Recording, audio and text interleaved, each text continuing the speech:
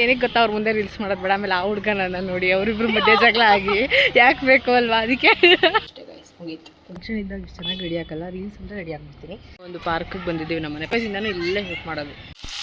Hey guys, good morning, welcome back to my YouTube channel Sinchana Mohan blog. ನೀವು already thumbnail ಅಲ್ಲಿ ನೋಡಿರ್ತೀರಾ ಏನ್ blog ಏನ್ ವಿಡಿಯೋ ಅಂತ. ಸೊ ಇವತ್ತು ಜಾಸ್ತಿ ಮಾತಾಡದೆ ವಿಡಿಯೋ ಸ್ಟಾರ್ಟ್ ಮಾಡೋಣ. ಇವಾಗ ಬ್ರೇಕ್ಫಾಸ್ಟ್ ಪ್ರಿಪೇರ್ ಮಾಡ್ತಾ ಇದ್ದೀನಿ.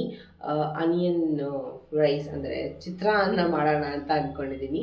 ಸೊ ಕಾಂಪ್ಲೆಕ್ಸ್ ಟು ಇವತ್ತಿಂದ ನಂದೇ ಅಡುಗೆ ಅಂತೆಲ್ಲ ಒಪ್ಕೊಂಡಿದ್ದೀನಿ. ಸೊ ಅದಕ್ಕೆ ನಂದೇ ಅಡುಗೆ ಇವತ್ತಿಂದ.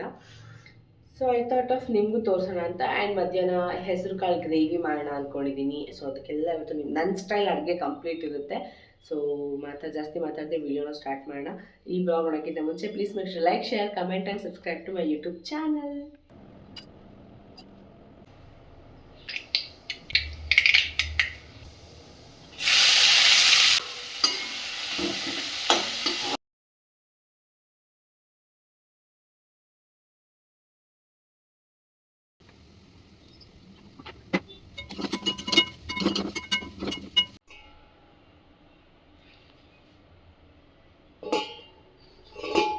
ಗೈಸ್, ಇವಾಗ ಎಲ್ಲ ಕೆಲಸನೂ ಮುಗಿಸಿ ನಾನು ಒಂದು 5 ಮಿನಿಟ್ಸ್ ಕುತ್ಕೊಂಡಾದ್ಮೇಲೆ ಇವತ್ತೇನೇನು ಶೂಟ್ಸ್ ಇದೆ ಎಲ್ಲ ಪ್ಲ್ಯಾನ್ ಮಾಡಿಕೊಂಡೆ.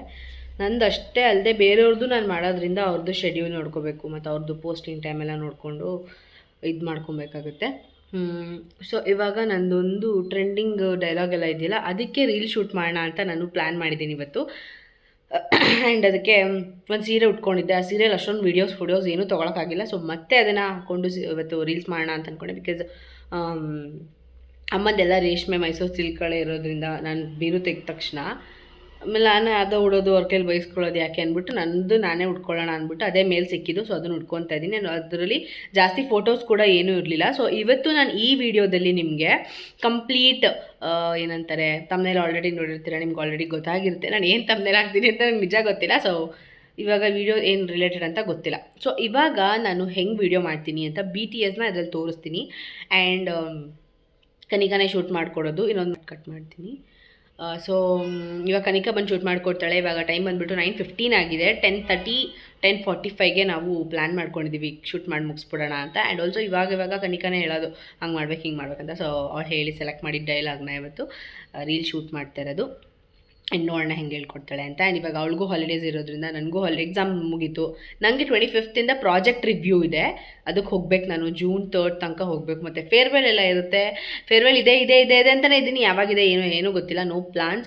ಸೊ ಇವಾಗ 10:30ಗೆ ರೆಡಿ ಆಗಿಬಿಟ್ಟು ಶೂಟ್ ಮಾಡಬೇಕು. ಹೆಂಗೆ ರೆಡಿ ಆಗ್ತೀನಿ, ಹೆಂಗೆ ಶೂಟ್ ಮಾಡ್ತೀನಿ, ಹೆಂಗೆ ಎಡಿಟ್ ಮಾಡ್ತೀನಿ, ಪ್ರತಿಯೊಂದೂ ಈ ವಿಡಿಯೋದಲ್ಲಿ ನಾನು ಅಪ್ಲೋಡ್ ಮಾಡ್ತೀನಿ.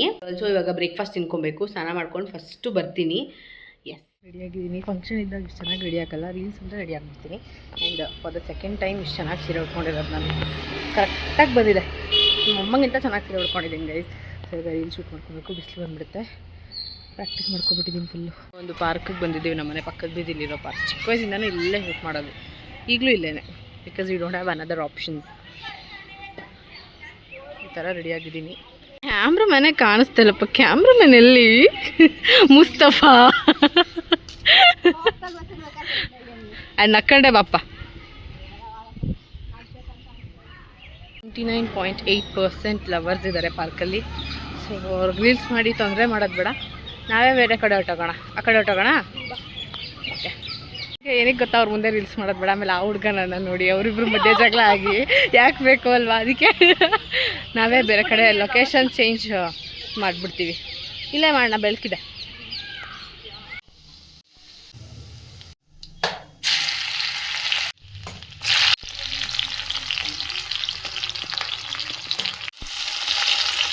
ಜಾಸ್ತಿ ಬೆಳ್ಳುಳ್ಳಿ ಹಾಕಿರೋದ್ರಿಂದ ಒಳ್ಳೆ ಫ್ಲೇವರ್ ಕೊಡ್ತದೆ. ಮತ್ತು ಇವಾಗ ಟೊಮ್ಯಾಟೋಸ್ ಆ್ಯಡ್ ಮಾಡಿದ್ದೀನಿ, ರೆಡ್ ಚಿಲ್ಲಿ ಆ್ಯಡ್ ಮಾಡಿದ್ದೀನಿ.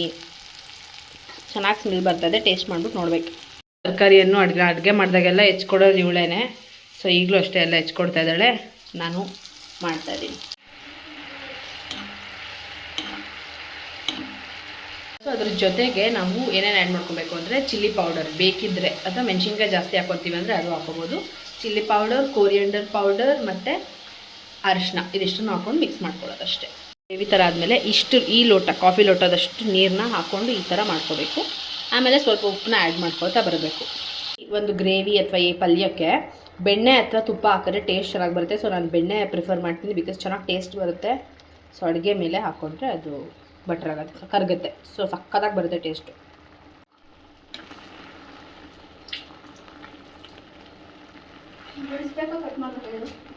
ಬಿಡಿಸು ಬೆಳ್ಳುಳ್ಳಿ ಸಾಕು. ಸೊ ಲಾಸ್ಟ್ಗೆ ಕೊತ್ತಂಬರಿ ಸೊಪ್ಪನ್ನ ಮೇಲೆ ಗಾರ್ನಿಷಿಂಗ್ ಮಾಡಿಸ್ಕೊಬಿಡಿ ಅಷ್ಟೇ ಗೈಸ್, ಮುಗೀತು. ಗ್ರೇವಿ ಸೂಪರಾಗಿ ಬಂದಿರುತ್ತೆ.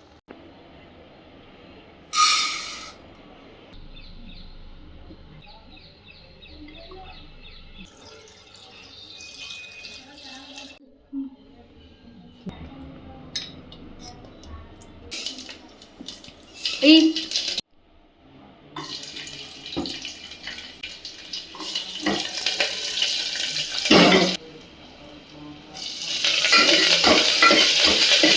ಎಲ್ಲ ಮಾಡಿ ಪ್ಯಾಕ್ ಮಾಡೋಗೋಯ್ತು. ಇದು ಗ್ರೇವಿ ಸಕ್ಕತ್ತಾಗಿ ಬಂದಿದೆ.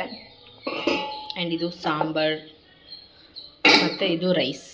ಚೆನ್ನಾಗಿ ಊಟ ಮಾಡಿ ಒಂದೊಳ್ಳೆ ನಿದ್ದೆ ಮಾಡಿಕೊಂಡು ನಾನು ಜಿಮ್ಗೆ ಹೋಗ್ತಾಯಿದ್ದೀನಿ. ಕನಿಕನದ ಒಳ್ಳೆ ನಿದ್ದೆ, ಕಣ್ಣುಡಿ. ಹಂಗೆ ಸ್ವಲ್ಪ ಕೆಲಸನೂ ಇತ್ತು, ಸೊ ಅದಕ್ಕೆ ಮಲ್ಕೊಬಿಟ್ಟೆ. ಇವಾಗ ಹೋಗ್ತಾಯಿದ್ದೀನಿ. ನೆಕ್ಸ್ಟ್ ಬ್ಲಾಗಲ್ಲಿ ನಾನು ಜಿಮ್ದು ರೊಟೀನ್ ತೋರಿಸ್ತೀನಿ, ಅಂತ ಏನೇನು ಮಾಡ್ತೀನಿ ಎಲ್ಲನೂ. ಬರೋಣ. ಇವಳು ಇದ್ದು ಇವಾಗ ಒಂದು ಮನೆಗೆ ಡ್ರಾಪ್ ಮಾಡಿ ಹೋಗಬೇಕು.